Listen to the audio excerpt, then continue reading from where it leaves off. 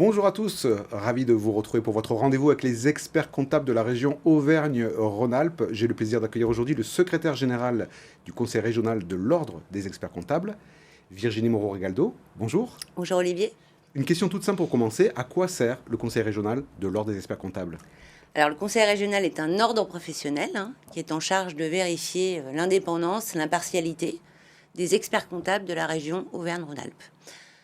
On est en charge bien évidemment aussi de la défense de la profession. Nous avons une délégation de puissance publique qui vise à vérifier la moralité de nos membres et leurs compétences techniques. En lien avec le ministère de l'économie, c'est ça? En lien avec le ministère de l'économie, des finances et du budget, bien évidemment, oui. Nous sommes à peu près, l'ordre des experts comptables représente environ 2500 experts comptables et 2800 sociétés d'expertise comptable pour les 12 départements Auvergne-Rhône-Alpes.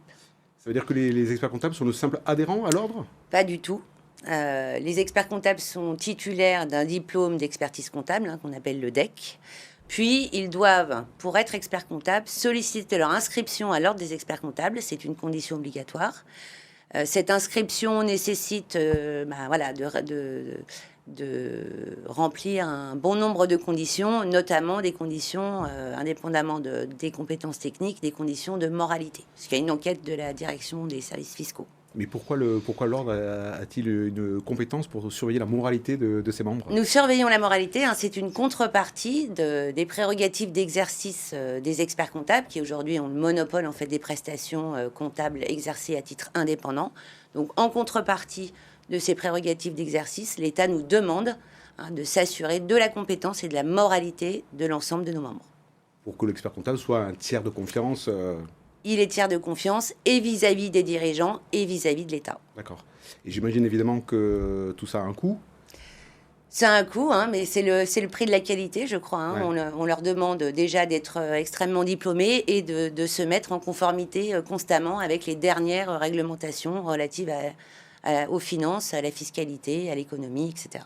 Et il y a des barèmes de prix où tout le monde a la même Il n'y a pas de barème. Pas de barème, En revanche, les experts comptables sont soumis au marché de la concurrence. Donc, tout dirigeant peut solliciter plusieurs experts comptables pour avoir une idée des prix. Puis, bien évidemment, la lettre de mission qui doit être signée entre le dirigeant et l'expert comptable est obligatoire. Donc, le dirigeant sait à l'avance quels seront les barèmes ou les honoraires annuels en général qui seront fixés entre lui et l'expert comptable. Merci beaucoup, Madame Moreau-Rigaldo, pour toutes vos explications. C'est moi qui vous remercie. C'est fini pour cette émission. On se retrouve très vite sur BFM Lyon pour un nouveau numéro de Mon Expert et moi. À bientôt.